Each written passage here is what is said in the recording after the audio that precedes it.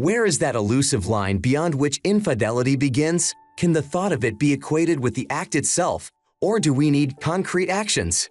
Here's a wife who has decided to cheat. She is ready, all the plans are arranged, but at the last moment, something makes her change her mind.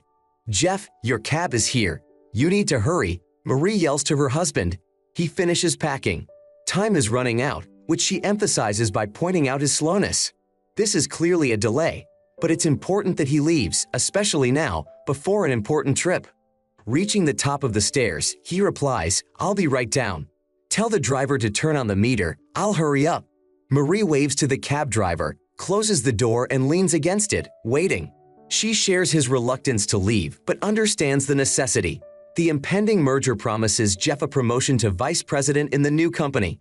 It's a chance for increased status, financial stability, and an improvement in the quality of their time together. They both want it, but the journey promises to be challenging and could affect their marriage. Jeff hurries down the stairs. His long gray hair with a streak of sagebrush covers his face.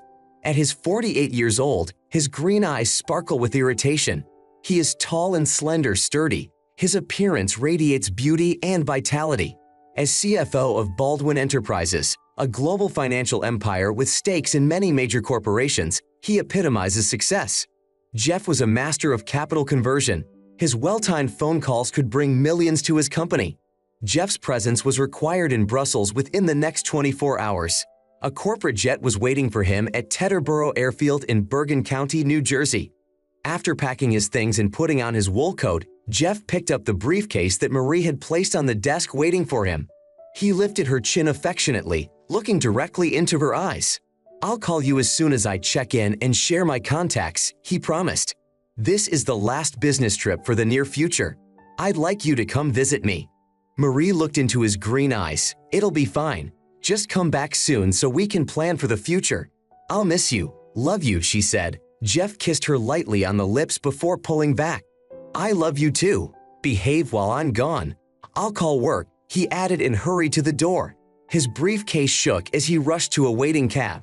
He opened the nearest door, piled his stuff inside, and walked around the car to wave before sliding into the back seat. The cab immediately pulled away. The destination was known when the car disappeared down a street in their neighborhood. Marie shuddered as she looked at the disappearing car. A slight shiver of fear, mixed with the usual sadness she felt every time he left. She wished passionately that he had stayed this time.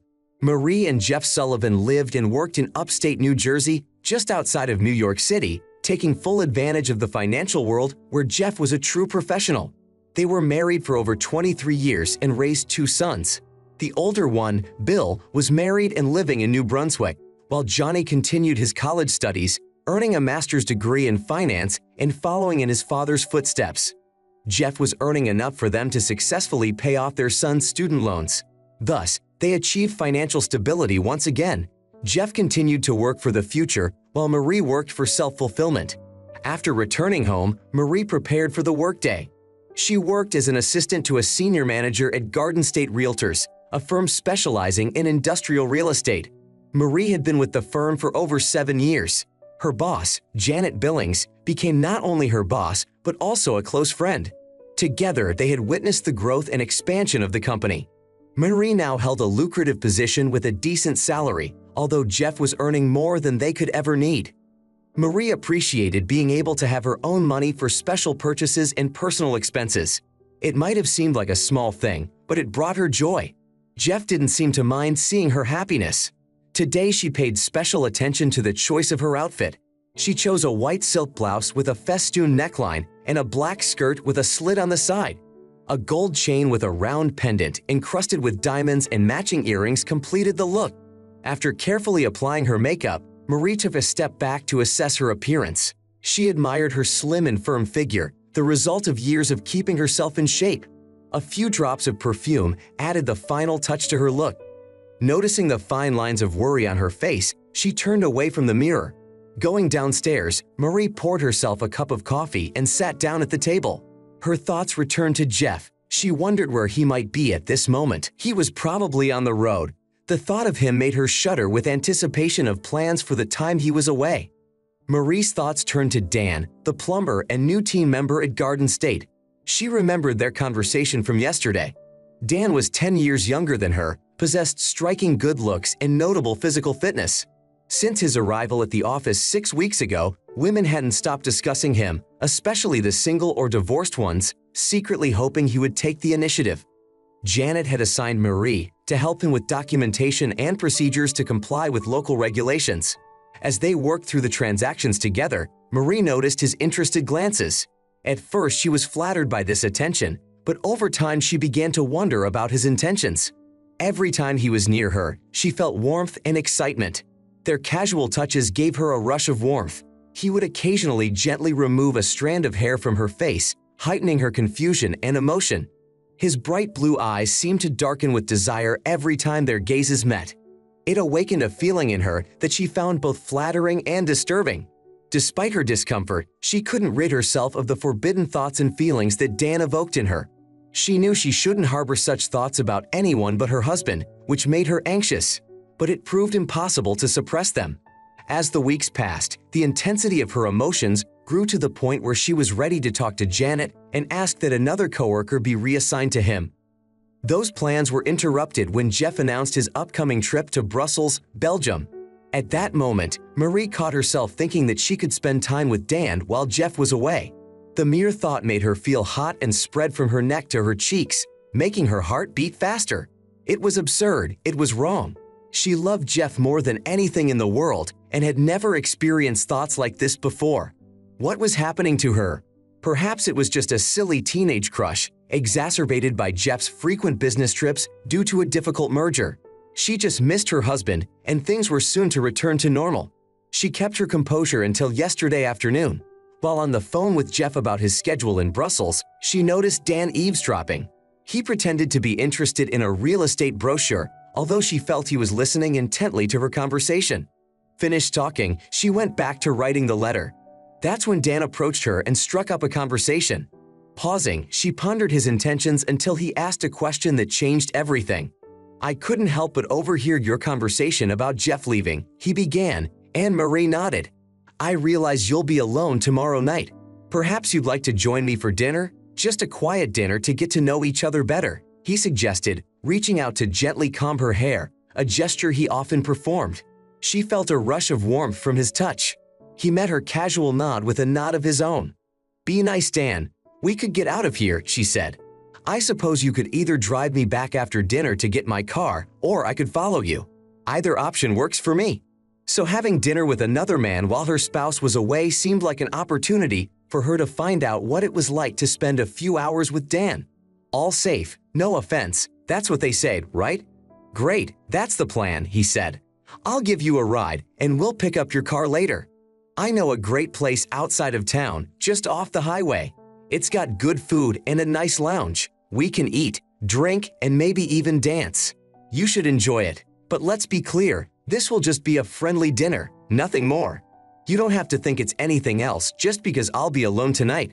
We're just friends," she said. Dan smiled, put his hand on her arm, and gave it a reassuring squeeze. His touch was intimate, and her heart fluttered. "What am I doing?" she thought. This might be too risky. She needed to rethink her decisions, didn't she? She was about to say something when Dan removed his hand, got up and walked away just as she was about to call out to him. Janet came out of her office asking about the letter. Marie promised to finish it as soon as possible and forgot about Dan. When she left that afternoon, he had already left and she realized that she was going to have dinner with him the next night. That evening, Marie felt a change in her feelings. She recognized that part of it had to do with her upcoming plans for the time Jeff would be in Brussels. But the other part made her reassess her priorities. She realized that Jeff's actions were consistent with their discussions. His eagerness was important to cement his position as vice president in the new company. This would ultimately lead to positive changes in their lives, greater financial stability, increased status, and expanded opportunities to travel and fulfill their dreams. Jeff's aspirations were not only for his own well-being, but also for the benefit of Marie and the strengthening of their marriage. Nevertheless, Marie caught herself thinking about her own desires. She could find no explanation for it, other than the disturbing mixture of excitement and danger that arose every time she thought of Dan. Right now, she felt a heat in her stomach at the mere thought of him, which was confusing her. Marie and Jeff were discussing his upcoming trip, He was interested in her plans for the time he was away. She mentioned that she planned to visit her sister. Marie knew that Jeff would not interfere with her during his absence. He accepted that and turned his attention to other matters. Marie was busy thinking about Jeff's upcoming weekend and their vacation plans for the next few weeks. They planned to visit their family cabin, where they had often visited with their sons before they went off to college, but now it was just the two of them. In the evening, Marie decided to go to bed early since Jeff had to get up at 6:30. They had rarely made love during the week lately, and this evening was no exception. Marie felt it was a topic they needed to discuss and improve on in their marriage. Their desire had faded, which was sad, because she adored intimacy with Jeff. He was a fantastic lover, attentive and skillful, and she had always enjoyed being with him. Still, thoughts of Dan were involuntarily creeping into her mind. She tried to push them away, but to no avail. She got up and went to the bathroom to pull herself together. An hour later, she was back in bed. She felt silly and embarrassed, but Jeff was sound asleep and didn't notice her restlessness. Despite this, she tried to get a good night's sleep that night. The next morning, she got up at 5:30 while Jeff was in the shower. After putting on her robe, she went downstairs to make coffee for him. Jeff usually started the morning with coffee only, forgoing breakfast because he preferred to eat on the flight. He had a corporate jet equipped with a full kitchen, and the trip promised to be comfortable, as she remembered from past trips together. By the time he came downstairs, the coffee was ready and they had time to talk a bit before he left. She kissed him goodbye, promising to wait for his return. He smiled, reassuring her that it would be a short trip and he would be back very soon. Although Jeff had invited her along, Marie had a lot of errands to complete for Janet. That was before Dan proposed dinner. Had she anticipated the offer, perhaps she would have found a way to join Jeff and avoid temptation. But now it was too late. She got up from the kitchen table, realizing that her wandering thoughts were keeping her on her toes. After cleaning up the kitchen, she put on her coat and headed to work. The trip took 30 minutes. Arriving at work at 8:45, as usual, she prepared for the day ahead. One of her first tasks was to make coffee and check the nightly email for Janet. She completed both tasks and returned to her desk at 9:00 a.m. sharp, just as Dan approached her. Despite her brief moment of panic, she quickly fell into the role of professional. "Are we still going out tonight?" Dan asked. "I made reservations at Michael's on the side road. The food there is great, and it's a really cozy atmosphere. You look amazing, really amazing," he smiled, meeting her gaze. She felt a flutter of pleasure as he looked at her, the sensation wavering between her thighs. All her doubts melted away as she swallowed and replied quietly, "That sounds wonderful. I'll be ready around 5:30. Janet leaves at 5, so I should be able to be free soon. I'll meet you at your car." "Great, I'll be ready and looking forward to it," Dan said. "I'm sure we'll have a great time," he said, smiling. He ran his fingers down her cheek and gently touched her lips. She flinched at his touch and he smiled even wider. Looking up, he noticed Janet approaching. Standing up, he pulled a file from his briefcase and began to explain the necessary changes. As Janet approached the desk, he seemed remarkably collected and unperturbed. Marie wondered for a moment if he did this often, but quickly dismissed the thought as she hated to think about it. Janet headed for her office, and Marie got up to sort through the mail for her. Dan smiled at her one last time before leaving. The day went on as usual. At 3:30 in the afternoon, she received a call from Jeff in Brussels. He was arranging transportation to the hotel and wanted to chat, expressing how much he missed her. They talked for about 10 minutes while he sorted out his things and the logistics driver. They laughed about the language barrier Jeff had encountered at the rental counter. His struggles with the clerk's bad English made communication difficult, but it was sorted out. The parting words were, "I love you," to which she reciprocated before hanging up. She sat staring at her phone, contemplating whether to call Dan and cancel. Just then, Dan walked up to her. "Did you talk to Jeff?" he asked, seeing her face light up as he spoke. "You must really care for him. That's obvious," he remarked, stroking her cheek gently and looking around cautiously to make sure there were no intruders around. "I understand. It adds to your charm," he said as he stood up and walked away, leaving her in a mixture of confusion and excitement. Despite her deep love for Jeff, Marie had a hard time understanding the effect Dan had on her. His mere touch made her powerless to his will. She realized that the upcoming evening could have been a mistake, but she looked forward to it nonetheless. She wanted to spend time alone with Dan and pushed aside thoughts of the possible consequences. Just dinner, nothing more, she convinced herself as she immersed herself in her work and put aside all other considerations. When Jeff called back, he gave her his phone number and outlined his plans for the evening. He would fly to the States the next day at 3 p.m. local time and arrive home late in the morning. It was the best he could do, as he didn't want to stay there another night. He preferred to rest on the plane for the return trip. Marie, after some discussion, suggested that he not call that evening unless it was an emergency. She indicated that she would be with Cheryl, but if he needed to reach her, he should call her cell phone. He agreed, admitting that he probably wouldn't call because of the time difference. They wished each other good night. It was about 10:00 p.m. After ending the call, he said it was time to rest, as the night's travel and the load of the day had tired him out. As she hung up the phone, Marie realized that she had just instructed her husband not to interfere with her scheduled meeting with Dan.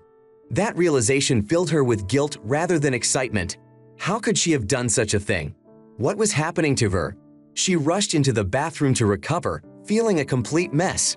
Studying her reflection in the mirror, she pondered the reasons for her actions. She realized that her loneliness, exacerbated by Jeff's prolonged absence in recent months, had played a significant role. Even though she understood the reasons for Jeff's absence, Marie still felt lonely and frustrated most of the time. Dan's influence on her was overwhelming. Every time she caught a glimpse of him, her heart began to beat faster and her cheeks reddened. She struggled to resist the urge to give in to him. Suddenly, she felt she had to rid herself of his influence, even if it meant spending one night with him. She felt she had no choice. In the end, she came to the conclusion that Jeff would never know what had happened, and upon his return they could resume their former intimacy as husband and wife. He would remain in the dark and would not be harmed by her actions. She hoped that by giving in to her irrational desire for Dan, she could close the door on him for good. Marie returned to her desk feeling somewhat calmer, but still filled with excitement. She decided that tonight would fulfill that desire. Jeff would be sleeping in another country, leaving her alone this night. With that excuse in mind, she completed her tasks and tidied her desk. After saying goodbye to Janet and wishing her a good night, Marie went into the restroom one last time to prepare for her date with Dan. At exactly 5:30 p.m., she shut down her computer and headed out to meet Dan outside his car. They were the only ones left in the parking lot. Dan was waiting for her, smiling, twirling his keys in his hand. He walked to the passenger side, holding the door open for her. Before she sat down, she met his tender kiss on the lips and returned it. Once settled in the passenger seat, Dan joined her and they went to dinner. Dinner was delicious. They enjoyed lobster served with melted butter, accompanied by a delicious side dish of wild rice and vegetables. This was followed by a fresh fruit salad drizzled with a sweet sauce.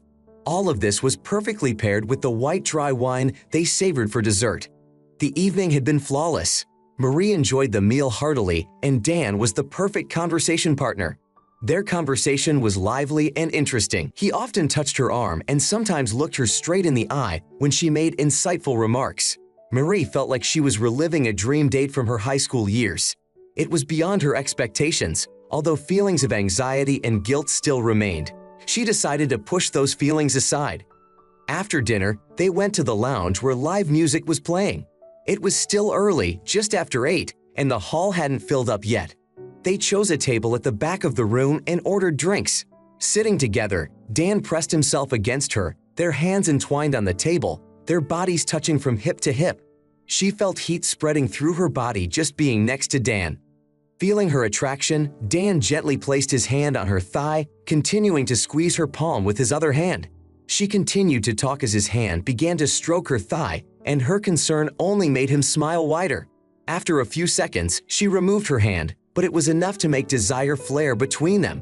She opened her eyes and looked around, checking to see if anyone was watching.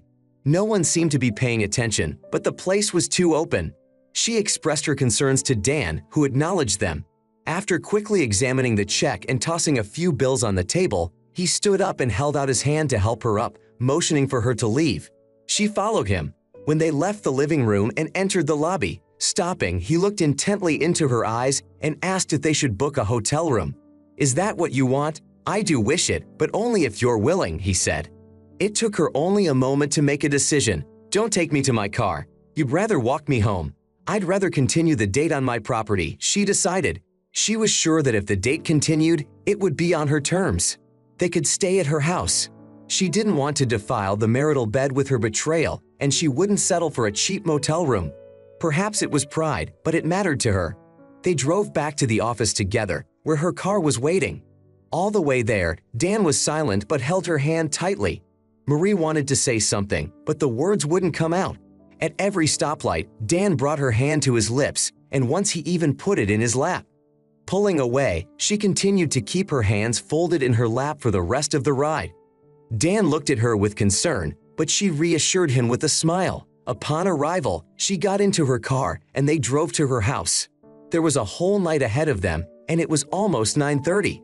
She wondered to herself if this was really what she wanted. The answer lay in her body's reaction, remembering the feeling of his touch in the parlor. She smiled to herself. Yes, she craved this. He seemed to be a master at fulfilling her desires, and she looked forward to it. She pulled into the driveway of her house. Dan followed her. She opened the garage door, parked and waited for him to enter before closing the door.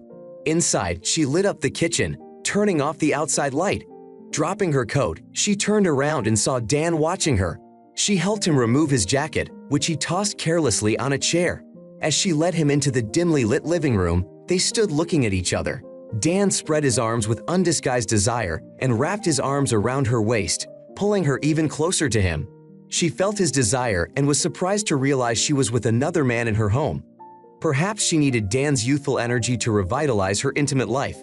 She hadn't experienced this kind of sensation with her husband in a very long time. Wanting to make this moment special, she whispered to Dan to take her upstairs to the bedroom. He easily picked her up in his arms and carried her up the stairs. She wrapped her arms around his neck and rested her face against his chest. In the guest room, he gently lowered her to the floor.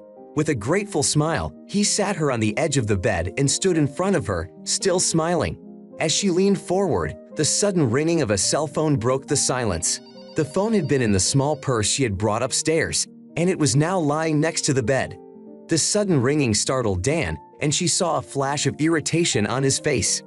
"Don't answer it, this is more important. Please let him get on the phone," Dan said. But she realized it must be Jeff. He was the only one who could be calling this late. It had to be Jeff or, God forbid, one of the guys with bad news. She had no choice but to answer. "I have to answer it. At this hour, it could be my husband or one of my children. You just need to be quiet while I answer," she said, looking at him who was fully prepared for the night ahead. She almost laughed at the absurdity of the situation. "Come here," she said, trying to ease his frustration. She grabbed her phone and checked to see who was calling. It was Jeff. Oh my God, at this hour? It must have been 3:30 in the morning. Where was he? What could have happened? She opened the phone. "Hey Jeff. Oh my God, Jeff, what happened? What happened?" "Everything is wrong, Marie. Absolutely everything," Jeff began. "I woke up here, in this bed, in this strange land, and you're not with me. That's what's wrong. It's all wrong."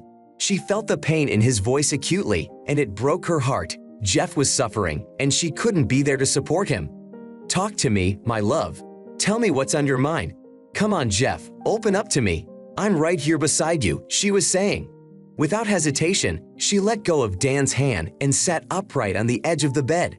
Jeff had been her priority. Now Dan was sidelined as she focused solely on comforting her husband. "I know we made a deal, Marie. We agreed that I would take over the mission trip and do everything I could to finalize this merger and secure the promotion. I know we agree, but I hate it. I hate being away from you and our home. I hate talking on the phone instead of being together in bed. Our souls and bodies are connected. I crave it every minute I'm away from you. I hate it," Jeff continued. Mary got up, walked past a curious Dan, went into the bathroom, closed the door behind her, and quickly moved away. She spoke, intending to keep the conversation with her husband confidential, wanting Dan to be excluded from the house.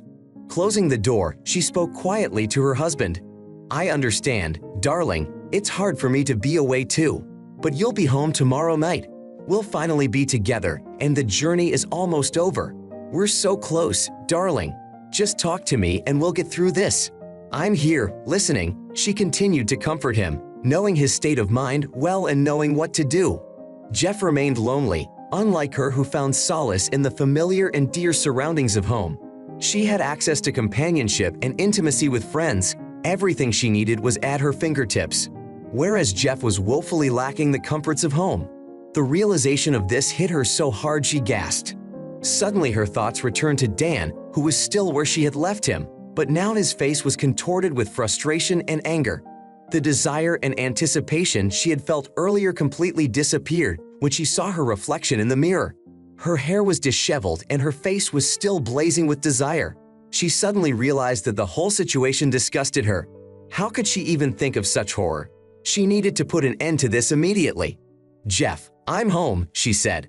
"I've decided not to go to my sister's tonight. Please listen to me. I have your number. Let me come downstairs and I'll call you from my home phone.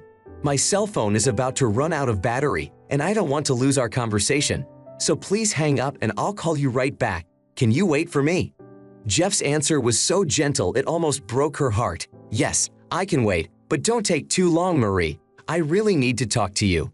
It's a rough night, darling. I'm having a really hard time. I need you, Marie. I need you so much." "I understand, Jeff. Just hang up and I'll call you in a few minutes." She stood in the bathroom of her house on the verge of tears. She realized that her husband's pain was the key to saving her marriage and her love. His pain was all she needed to remember. She was so close to losing everything. Gathering her strength, she opened the door and saw Dan standing there with a reassuring smile. He thought they would continue the evening where they had left off, but his smile vanished when he saw the expression on her face. "Dan, you need to leave," she said firmly. "It was a mistake, and I almost made things worse. But I realize now that what I was about to do was wrong and could have cost me everything I hold dear. I almost sacrificed it all for a moment's desire. I'm sorry, Dan, but this can't happen. I love my husband and I can't betray him. I finally realized what I have and what I could lose." Thank God for Jeff's call. Dan was furious. "Damn it, Marie, you can't do this to me. You lure me here, make all these promises, and then change your mind just because your idiot husband called. Just because he's feeling a little lonely. It's not fair that he's not here and I'm here. That's why you're here too, because he left you alone and dry, without any love. Remember, I could have picked any one of those cunts in the office, but I picked you. Let's pick up where we left off." Dan reached out to push her back onto the bed. She turned away from him, but he persisted. The sound resounded loudly in the confined space as she slapped him across the face with all her might. She felt a prick in her palm as it connected with his hot expression. Her resolve was bolstered by his disparaging words about her husband. "You idiot," seemed to have an effect. Dan blinked, leaned back sharply, and touched his face where she had struck him. He looked at her where confusion and rage had been replaced by deadly lust. Marie was startled by the look on his face, but also determined to stand her ground. She confronted him with her head held high, arms straightened at her sides, and small fists clenched. He noticed that her resolve wavered for a moment, then softened. Trying to maintain some dignity, he carefully buttoned his pants and belt. Preparing to leave, he walked to the door, but before he went out, he took one last look at her and said bitterly, "You're lost. It could have been amazing, but you ruined it. Now I just need to find someone who really wants to have fun." With those words, he walked out. Marie hurriedly grabbed her robe to cover herself. She followed Dan down the stairs and watched as he walked out the front door and locked it behind him. She breathed a sigh of relief and went back into the kitchen to call Jeff. She dialed the number, spoke briefly to the operator who then connected her to Jeff's number. All she wanted to do was talk to her husband, to express her deep love for him and her desire for him to come home. When the phone in Jeff's room rang, she looked around at the modest kitchen table and chairs that witnessed their journey together in raising 2 children and nearly 25 years of marriage. Her gaze stopped at a small crack along one edge of the table, a relic of Bill's past passion for bowling. It seemed strangely beautiful to her now, and she couldn't imagine how she could give up such memories. Chuckling at the absurdity of her thoughts, she was interrupted by Jeff's voice on the line. When he asked about her laughter, she simply confessed her love for him more than anything else in the world. They talked until well into the night before finally saying goodbye until the next evening. As planned, Jeff returned home and Marie eagerly awaited his arrival. Standing at the door, she greeted him with open arms and a tender kiss as soon as the cab dropped him off. Jeff returned to his rightful place, and Marie was relieved that she had stopped before jeopardizing their marriage. The immediate past was a bitter reminder of everything she held dear. As she reaffirmed her love for her husband, she realized the deep sense of shame caused by past mistakes. She vowed that she would never give in to temptation again. She made a solemn promise to make amends and devote herself entirely to her husband, vowing before all that she considered wholly to repent of her transgressions. Jeff, having been promoted, took the position of vice president in the newly established corporation. This was the fruit of his tireless dedication. As promised, his need for business travel was greatly reduced, although occasional opportunities for trips to exotic locations with first-class accommodations still arose. After negotiating with Jeff, she quit her job, allowing her to accompany him wherever his business took him. Since then, he had never gone on his travels alone. She took her rightful place beside him. As Marie prepared her luggage for her trip to Hawaii with Jeff, she thought back to that day almost 3 years ago, remembering how close she had been to making a tragic mistake. Thank you so much for watching my video and your time. Please subscribe to my channel and click on the bell button. Also, I am very interested to know your personal opinion about this story. You can write it in the comments. I will definitely read it and reply to you personally.